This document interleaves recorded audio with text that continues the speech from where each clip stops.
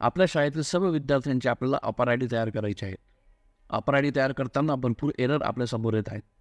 या एररचा अर्थ काय आहेत आणि यांचे सोल्युशन काय असणार आहे याविषयी आपण आज डिस्कशन करणार आहोत. त्याचसोबत ज्या विद्यार्थ्यांच्या नावामध्ये बदलच झाला नाही तर अशा विद्यार्थ्यांच्या अपर आय डीसाठी काय करावे, कोणती कारवाई करावी, त्यासंबंधी संपूर्ण माहिती व्हिडिओमध्ये मिळणार आहे. व्हिडिओ शेवटपर्यंत पहा. तत्पूर्वी BS स्मार्ट टीचर या आपल्या यूट्यूब चॅनलवर आपले मनापासून स्वागत. तर मित्रांनो, अपर आय डी तयार करताना आपला जो एरर येत आहे त्यापैकी हा पहिला एरर आहे, upper service error. You have reach the maximum account limit for this mobile number, please try a different number. मित्रांनो, याचा अर्थ असा होतो की ज्या विद्यार्थ्याचा आय डी तयार करताना हा एरर आपल्याला शो होत असेल अशा वेळेस सदर विद्यार्थ्याचा मोबाईल नंबर जो आपण दिला असेल तो आपल्याला बदल करायचा आहे. ओके, त्यासाठी काय करावे, आपण UDAS प्लस स्टुडंट पोर्टलवर जेव्हा जाणार आहोत तेव्हा आपल्या लेफ्ट साईडला डॅशबोर्ड असणार आहे, त्या ठिकाणी क्लिक करावे. क्लिक केल्यानंतर या पद्धतीने आपल्याला आपले सर्व क्लास आणि डिव्हिजन म्हणजे सेक्शन्स आपल्याला इथं दिसतील. अशा वेळेस ज्या विद्यार्थ्याला हा एरर येत आहे अपर आय डी तयार करताना त्या विद्यार्थ्याचा जो वर्ग असेल, जे क्लास असेल, त्या क्लासच्या समोर आपल्याला राईट साईडला इथं व्ह्यू आणि मॅनेज हे ऑप्शन दिसत आहे, या ठिकाणी क्लिक करा. त्यानंतर आपल्याला या पद्धतीने संपूर्ण विद्यार्थ्यांची यादी दिसेल.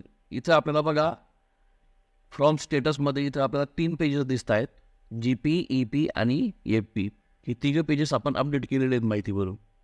सदर जो विद्यार्थी असेल त्या विद्यार्थ्याच्या आपल्याला GP म्हणजे जनरल प्रोफाईल जी ही आपल्याला ओपन करायची आहे. त्या जनरल प्रोफाईलमध्ये आपण त्या ठिकाणी आपण पेज स्क्रोल डाऊन केली की 4.1.10 mobile number of student, parent and guardian या ऑप्शनमध्ये दिलेला मोबाईल नंबर आपल्याला चेंज करायचा आहे. का? त्याचं कारण आहे की या सिस्टीममध्ये एक मोबाईल नंबर हा जास्तीत जास्त 5 आय डीसाठी वापरता येतो. इन केस 5 आय डीसाठी नंबर दिला गेला असेल आणि त्यानंतर परत तो नंबर रिपीट झाला असेल एखाद्या विद्यार्थ्याला आय डीसाठी तर हा एरर येऊ शकतो. म्हणून सोपी गोष्ट, इथं कोणताही नंबर चेंज करून द्या. ओके, त्यानंतर पुढील एरर आहे, could not connect the service, please try after some time, error code. आणि त्यानंतर अजून एक एरर आहे, some error occurred on the server side, please try after some time. हे 2 एरर आपल्याला जर कधी काम करताना आले तर एक लक्षात घ्यायचं की कोणत्याही प्रकारचं आपल्या माहिती भरण्यामध्ये चूक झालेली नाही किंवा आपल्या कामामध्ये चूक झालेली नाही. सदर एरर हे वेबसाईटच्या प्रॉब्लेममुळे आले असतील किंवा सर्व्हर डाऊन असेल किंवा सर्व्हरला आपण कनेक्ट झालो नसणार त्यासाठी आलेले आहेत. थोडक्यात म्हणजे हा टेक्निकल विषय आहे. आपण सर वेबसाईट क्लोज करा आणि थोड्या वेळानंतर किंवा दुसऱ्या दिवशी ट्राय करा, आपले लॉगिंग होईल आणि आपले काम सुरळीत सुरू होईल. ओके, त्यानंतर पुढचा एरर आहे, some mandatory field value are incorrect or missing. आता हा भरपूर लोकांना आलेला आहे, कारण की भरपूर स्क्रीनशॉट मला आले होते की हा पद्धतीचा एरर येतो, याचा अर्थ काय. तर मित्रांनो, यासाठी आपण पोर्टलवर जाऊया. या पोर्टलवर बघा, आपण कोणत्याही पेजवर माहिती भरत असू द्या. आता समजा मी सपोज आय डी तयार करण्यासाठी या पेजवर माहिती भरतो, आपण कोणत्याही पेजवर माहिती भरत असाल त्या पेजवर आपण या ठिकाणी व्हॅल्यू भरतो म्हणजे माहिती भरतो, त्यावेळेस त्या वेबसाईटची काही निकष असतात, काही फॉर्मॅट असतो, त्या फॉर्मॅटनुसार आपण माहिती भरत नसणार, बरोबर. म्हणून ही माहिती चुकीची आहे, म्हणजे व्हॅल्यू जी भरलेली आपण जी माहिती भरली ती इनकरेक्ट दाखवते. किंवा एखादा रकाना माहिती भरताना आपण मिसिंग झाला असेल म्हणजे राहिला असेल आपल्याकडनं, माहिती भरली गेली नसेल, त्यावेळेस हा एरर येऊ शकतो. ओके, मग अशा वेळेस काय करायचं, हा एरर आला की इथं ओके या ठिकाणी क्लिक करायचं. परत आपण त्याच पेजवर येणार आहोत. त्या पेजवर आल्यानंतर आपण स्क्रोल डाऊन किंवा स्क्रोल अप करा, पूर्ण पेज पहा. ज्या ठिकाणी माहिती चुकली असेल त्या ठिकाणी आपल्याला त्यांची सूचना येते, बरोबर. एक नोटिफिकेशन येतं, त्या माहितीच्या खाली only space and alphabet A to Z are allowed. म्हणजे या ठिकाणी त्यांनी आपल्याला सूचना देऊन दिली की इथं आपण जी माहिती भरली त्या माहितीमध्ये इथं आता इथं आमच्या शाळेचं नाव होतं, ते शाळेच्या नावामध्ये एक नावाचा अगोदर एक डॉट दिला होता, तो डॉट हा सिम्बॉलिकमध्ये येतो. ओके, म्हणजे स्पेशल कॅरेक्टर असतो. पण इथं काय, ओनली स्पेस आणि अल्फाबेट, फक्त अल्फाबेट जे ते आपल्याला हा घेणार आहे किंवा स्पेस घेणार आहे. तर आपण न्यूमेरिकल इन्फॉर्मेशन टाकली तरीसुद्धा तो रॉंग दाखवणार आहे. मग अशा वेळेस आपल्याला कळतं की या ठिकाणी फक्त आपल्याला अल्फाबेट हेच टाईप करायचे आहेत, जास्तीत जास्त आपण स्पेस देऊ शकतो. त्या व्यतिरिक्त आपण स्पेशल कॅरेक्टर किंवा नंबर टाकले तर ते हाच एरर परत दाखवणार आहे. मग अशा वेळेस इथं एडिट करून घ्या सदर जी माहिती ती आपण दुरुस्त करून घ्या, परत टाईप करा, आपल्याला लक्षात येणार आहे सर्व माहिती आणि सेव्ह करा. आपला आभार आय डी तयार होण्यासाठी काही अडचण येणार नाही. त्यानंतर एक एरर आहे, student enrollment detail not update, please update enrollment detail to save other detail. हा एरर येतो. यासाठी आपण परत डॅशबोर्डवर येऊया. आता डॅशबोर्डवर आल्यानंतर बघा, हा प्रॉब्लेम ज्या विद्यार्थ्यांच्या आय डी तयार करताना येत असेल त्या विद्यार्थ्याचा जो क्लास आहे, जो वर्ग आहे, जी डिव्हिजन आहे, म्हणजे जे शिक्षण आहे ते आपण आता ओपन करूया. व्ह्यू आणि मॅनेजला क्लिक करा. त्यानंतर सदर विद्यार्थ्यांची यादी येईल. त्या यादीमधनं सदर जो विद्यार्थी असेल तो पहा. त्या विद्यार्थ्याच्या समोर बघा राईट साईडला एंट्री स्टेटस दिसेल, इथं कंप्लीट आलेले सर्वांचं. ओके, या ठिकाणी सदर विद्यार्थ्याच्या इनकम्प्लीट असेल तर हा एरर येणार नाही. मग सदर विद्यार्थ्याचे इनकम्प्लीट आहे हे 3 पेजेस, जनरल, प्रोफाईल, त्यांची जी माहिती सर्व आहे ती माहिती भरायची राहिलेली आहे. मग ती आपण हे पेजेस ओपन करा, सर्व माहिती भरा, अपडेट करा. ही माहिती कंप्लीट झाल्यानंतर मग त्यांचा आभार आय डी तयार होईल, हा एरर येणार नाही. त्यानंतर student name in school record should be similar to that of name as per Aadhaar. आता हा एरर आल्यानंतर एक लक्षात घ्या, आपण जी माहिती भरतोय ती माहिती विद्यार्थ्याची, त्यात आपला आधारवरील माहिती आणि आपला UDAS पोर्टलवर जी माहिती भरली ही मिसमॅच होत आहे. मग विद्यार्थ्याचे जे नाव असेल ते आधारप्रमाणे लिहा, जी माहिती आधारप्रमाणे असेल ती अपडेट करा, तेव्हा हा एरर येणार नाही. आता विद्यार्थ्याच्या नावामध्ये आपल्याला बदल करायचा आहे. आधार कार्डवर जे नाव असेल त्या पद्धतीने आपल्याला लिहायचे. मग अशा वेळेस आपल्याला स्टुडंट नेम अपडेटसाठी त्यांनी एक टॅब दिलेली, ही बघा ही टॅब आहे. या टॅबला आपण क्लिक करूया. या टॅबला क्लिक केल्यानंतर आपण या ठिकाणी स्टुडंट नेम चेंज किंवा मग अपडेटसाठी जे पेज आहे त्या पेजवर येणार आहोत. या ठिकाणी स्टुडंट PEN नंबर आपल्याला टाकायचा आहे आणि वो हे बटन दाबलं की आपण त्या सर्व विद्यार्थ्याची सदर माहिती येणार आहे. मी प्रत्यक्ष हे करून दाखवलं होतं मागील व्हिडिओमध्ये, पण यूट्यूबची जी पॉलिसी आहे त्या पॉलिसी अंतर्गत आपण कोणत्याही व्यक्तीची माहिती, पर्सनल डिटेल, ID नंबर, आधार कार्ड किंवा इतर जी माहिती असेल ती आपण यूट्यूब चॅनलवर दाखवू शकत नाही. व्हिडिओ रेकॉर्ड करताना कुठं ना कुठं ती माहिती डिस्प्ले होते, दाखवली जाते. आणि मागील जो व्हिडिओ होता, आम्ही तयार केला होता, हा व्हिडिओ मी जेव्हा अपलोड केला तो याच कारणामुळे मला डिलीट करावा लागला. म्हणून मी इथं आपल्याला जे मेन महत्त्वाचे मुद्दे आहेत, बेसिक जो कन्सेप्ट आहे तो कन्सेप्ट क्लिअर करत आहे. आपल्याला आपोआप सर्व माहिती काम करत असताना कळणार. ओके, आता इथे एक लक्षात घ्या, हा बदल फक्त एक दिवस करता येणार आहे एका विद्यार्थ्यासाठी. ओके, भरपूर लोकांचे मेसेज येत आहे की हा बदल झाल्यानंतर परत चुकलं आहे तर तो बदल कशा पद्धतीने करायचा. हा व्हिडिओ मी पुढच्या वेळेस आणणार आहे, म्हणून चॅनल सबस्क्राईब करून घ्या. ओके, आता या ठिकाणी काही कंडिशन दिलेल्या आहेत, या कंडिशनप्रमाणेच बदल करता येणार आहेत. ओके, इथं करंट नेम दिलेलं आहे आणि न्यू नेम दिलेलं आहे.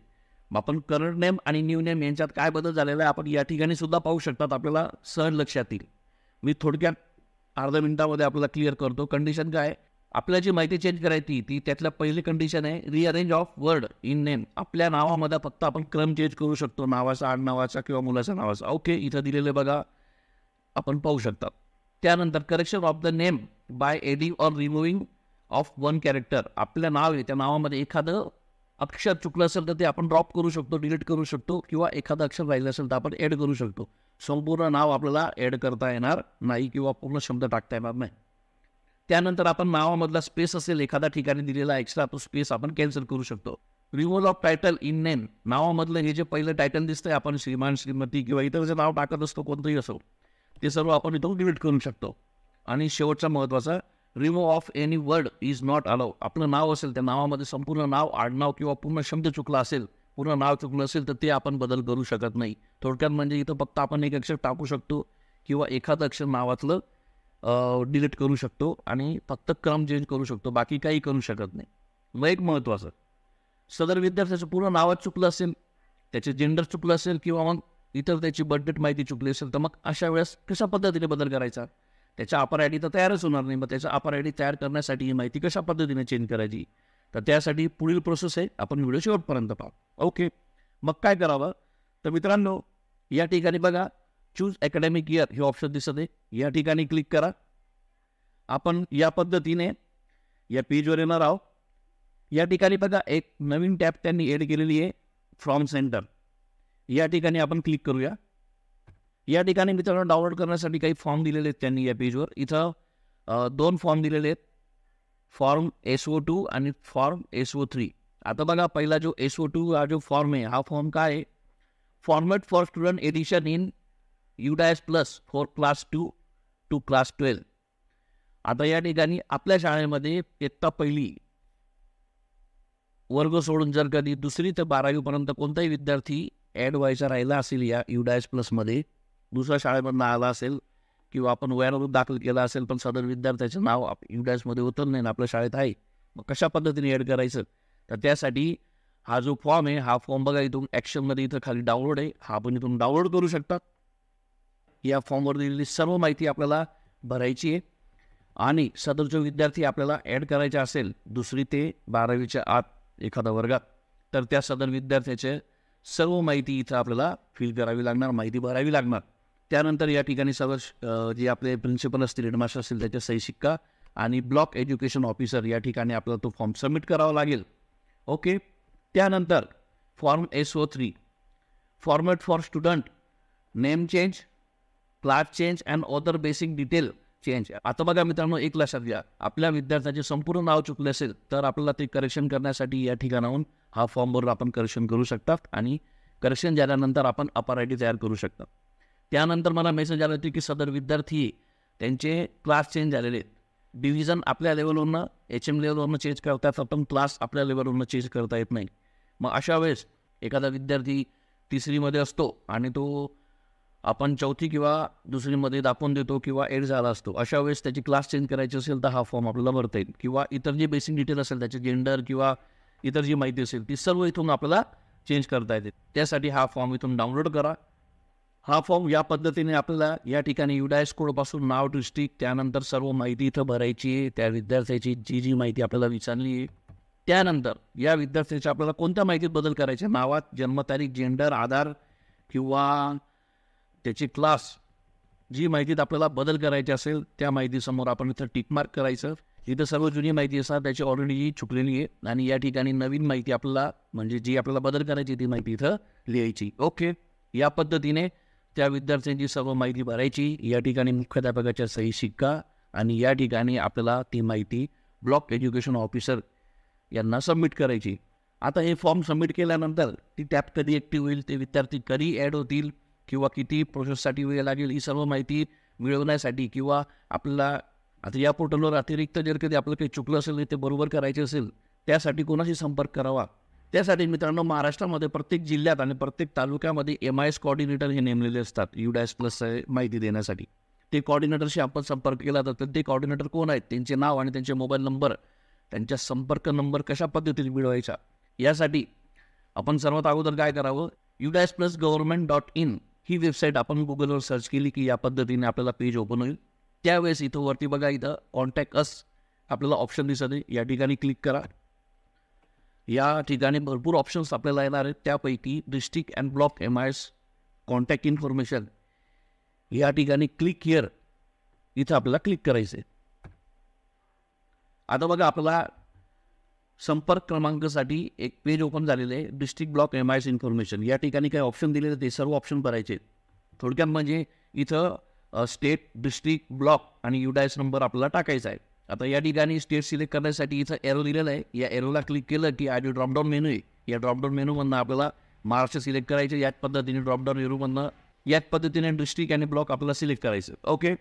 सर्व माहिती भरल्यानंतर कॅप्चा टाकायचा आहे आणि सबमिट या बटनावर क्लिक करायचं आहे.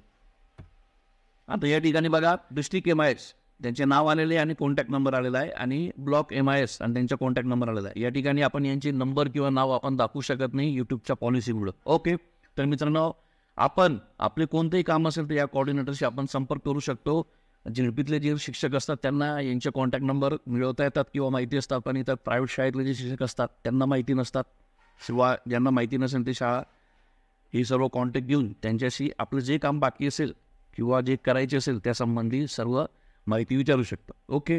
याच पद्धतीने आता ज्या विद्यार्थ्यांच्या नावात करेक्शन केल्यानंतर सुद्धा चुका झालेल्या आहेत, तर त्या विद्यार्थ्यांचे करेक्शन कशा पद्धतीने करायचे याविषयी पुढच्या व्हिडिओ मी लवकर सांगणार आहे. चॅनल सबस्क्राईब करून घ्या, बेल आयकॉन प्रेस करा. काही अडचण असेल तर कॉमेंटमध्ये लिहा. 99% आपले सर्व कॉमेंट जे असतील त्यांना 100% उत्तर देण्याचा प्रयत्न असेल. अधिक माहितीसाठी आमची व्हॉट्सअप ग्रुप आहे, आपण तिथं जॉईन होऊ शकता. डिस्क्रिप्शन बॉक्समध्ये लिंक दिलेली. ओके, भेटूया पुढच्या